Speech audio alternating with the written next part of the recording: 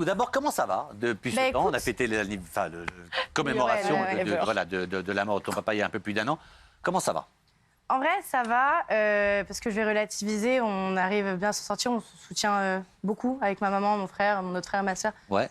La famille, on est très soudés, donc ça aide beaucoup. On rappelle qu'il y avait 2 demi... Voilà, c'est ça. J'ai un demi-frère et une demi-sœur. Et un vrai, Tom, voilà ton vrai, ton père. Mon petit frère. Donc vous êtes soudés tous ensemble. Ouais, donc ça aide beaucoup. Après, c'est vrai que se dire que ça fait déjà 1 an, c'est hyper bizarre, parce qu'en fait, on se rend compte qu'en 1 an, j'ai pas fait grand-chose de plus qu'avant.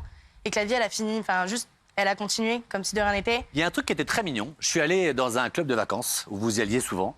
Ok. Et vous veniez d'y aller avec ton père. On m'a dit, ils viennent de partir. Ah. Et quelques temps après, ton papa est parti. J'ai eu le sentiment, en tout cas, que lui, il y pensait plus que vous et qu'il voulait vous offrir les dernières vacances tous ensemble en famille. Est-ce que c'est un truc auquel tu as pensé? Je pense qu'au fond de lui, il savait, parce qu'il y avait pas mal de petits trucs qui déconnaient au niveau de sa santé. Donc je pense qu'il le savait. Après, il faisait toujours comme si de rien n'était. Donc... Vous en parliez jamais? Non. Mon père, les sentiments et la peur, c'est pas du tout. Il n'en parle pas. Et du coup, c'est ma dernière question là-dessus. Quand il est parti, Isabelle l'a dit, il est arrivé à l'hôpital pour autre chose. Donc on ne pensait pas du tout qu'il partirait. Il vous en avait parlé avant? Tu le savais? Ça a été un choc total? Nous, on est allés à l'hôpital parce qu'il a fait plusieurs AVC. Donc nous, ma mère, elle allait énormément à l'hôpital, tous les jours. Moi, j'allais au max parce que j'avais mes études. Mon frère, pareil. Donc en soi, on pouvait s'y préparer, mais à moitié, parce qu'on ne peut jamais vraiment s'y préparer. Mais voilà. Et quand tu vois la violence des réseaux sociaux, j'ai lu des choses comme, vraiment, je le dis parce que j'ai connaissé Twitter encore, si c'était moi. Schlack. Quand je vois des gens qui disent, par exemple, t'étais riche, bien fait pour ta gueule, ça tombe sur toi aussi. D'abord, j'ai lu ces choses-là. D'abord, moi, je les lis jamais, pour dire la vérité, pardon, mais je lis très peu les réseaux parce que ça me fait du mal. Ça fait mal. Moi, j'ai eu ta mère doit se retourner dans sa tombe quand elle te voit, c'est le PD, j'ai eu tout ça. Malgré tout, ça fait mal. Quand tu lis... T'es bébé. On est copines de ça. Oui.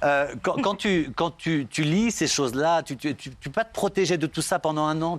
En fait, il y a une part de nous où on se dit que les commentaires, c'est que des commentaires et que c'est des gens frustrés. Et il y a une autre partie de nous où on se dit, mais en fait, les gens le pensent vraiment. En fait. Et c'est ça qui est assez compliqué. Après, Ça fait mal quand tu le lis quand même. Ça fait mal, mais je suis pas la seule qui est touchée par le harcèlement. Je pense qu'aujourd'hui, la lutte contre le cyberharcèlement, elle n'est pas que pour moi, elle est pour tous les jeunes et même encore plus jeunes que moi qui sont harcelés. On va rappeler que le cyberharcèlement est passible de, je crois, c'est 3 ans, jusqu'à 3 ans de prison, 45 000 € d'amende. Donc on peut pas critiquer les gens comme ça sans penser à la personnalité derrière. Alors moi, j'avais fait je te donnerai la parole après, rassurez-vous, elle est avec nous un petit moment. J'avais fait un sujet sur ton frère, Tom. Mon amour. Un amour, ce garçon. Oui. Et sa maman, un sujet qui était passé sur TF1. Très bien marché d'ailleurs, si vous voulez le revoir. Et elle vivait dans une maison, on ne va pas dire où, près de Versailles, tout ça. Vous avez déménagé depuis? C'est comment? C'est un nouvel endroit du coup? Ça a aidé de déménager? Vous êtes tous ensemble? Juste vous 3? Mon frère habite à Lille. Moi, j'ai emménagé pour ses études, il est à Lille. Moi, j'ai emménagé à Paris. Ta mère est seule? Il y a sa meilleure amie, il y a Muriel, mais qui... ta maman habite seule? En fait, c'est une demi-maison avec Muriel en haut. Et comment tu la sens, ta maman, du coup, Nathalie? Tu vas la voir le week-end? Oui, je la vois tous les week-ends, même souvent en semaine, vu que mon stage, il est pas trop loin, je fais des allers-retours et je vais la voir, donc ça va. J'ai encore 2-3 petites questions. Vous êtes une famille où vous avez toujours un peu tout dit. Nathalie, elle expliquait la maladie. Jean-Pierre, j'ai jamais rencontré de ma vie, sauf 2 fois ici. Et je te promets, j'ai compris pourquoi elle a fait cette carrière. Ça s'appelle la générosité. Je pensais qu'à la pub, pendant les 7 minutes, il ne me parlerait même pas. Il s'est tourné. Et pendant 7 minutes, il m'a parlé de moi, de machin. Pourquoi Pernod me parle? Tu vois ce que je veux dire? J'ai compris ce jour-là la simplicité de ce monsieur et sa gentillesse. Mais ma question, c'était quand par hasard, tu vois, ta maman fête les 1 an de sa mort avec un gâteau, une bougie que vous soufflez tous ensemble. On n'a pas fait de gâteau. Pardon? On n'a pas fait de gâteau, mais oui, je vois ce que tu fais. Pardon, je suis maladroit. Est-ce que tu peux comprendre que... Il y a des gens qui puissent se dire, c'est un peu impudique, faites ça, ne montrez pas tout. Je peux comprendre qu'il y a des personnes qui... Mais chacun fait son deuil comme il peut. Absolument, voilà. C'est ça. Chacun fait son deuil à sa manière. Je peux comprendre qu'il y a des personnes qui ne feraient pas pareil que nous. C'est normal, chacun sa manière de voir les choses. Après, on sait que mon père était très proche des Français. Donc, il y a énormément de gens à qui ça fait plaisir qu'on parle de mon papa et qu'on continue à parler de lui, à commémorer de la famille, etc. Par exemple, à Amiens, il y a l'Office du tourisme d'Amiens qui s'est renommé Office du tourisme Jean-Pierre Pernaut. Moi, je l'ai vécu sur les réseaux. Il y a plein de gens qui étaient contents. Donc, il avait très peur qu'on l'oublie, ton père. Ouais, c'est ça. Il avait peur qu'on l'oublie. Il avait peur que... qu'on parle plus de lui, mais au final, on parlera toujours de lui. Déjà, avec les 4 beaux Voilà. enfants qu'il a, on l'oubliera Oui, pas. voilà, Tu veux c'est faire parce que il y en a un, c'est pilote retient. automobile. Il y en a une, ne veut pas qu'on parle d'elle, mais de ses médecins. L'autre, automobile. Et toi, j'ai appris que tu voulais être chroniqueuse et que tu vas être connue, tu vas être célèbre. Non, alors je veux pas être célèbre pour être célèbre, je veux juste être célèbre pour véhiculer les bons messages. Ouais. Parce que je pense que à la télé, je vous adore tous ici, no offense contre vous vraiment. C'est juste qu'il y a très rarement des jeunes de 20 ans, donc peut-être que j'ai pas les connaissances requises, peut-être que j'ai pas la Oui, maturité. tu parleras d'être pas sur de les l'Ukraine, plateaux mais tu télé. veux parler de tes jeunes. Voilà.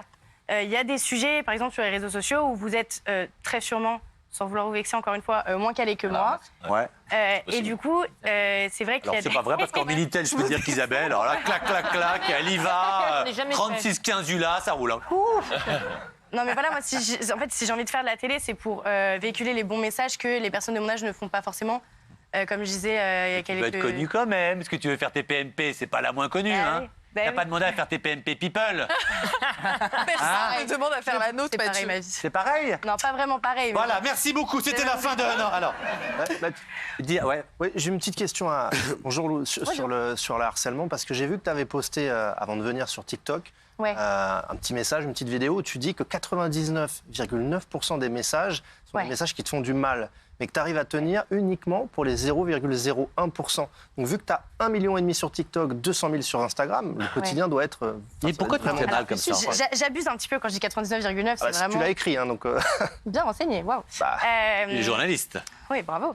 non, mais c'est pas... C'est une vraie question. Non, en Ouais, fait, alors il est comment- dessus. Comment je tiens? Parce que je me dis que je vais pas me gâcher la vie pour des gens qui n'en valent pas la peine. Ça se dit? Oui, mais ça te touche.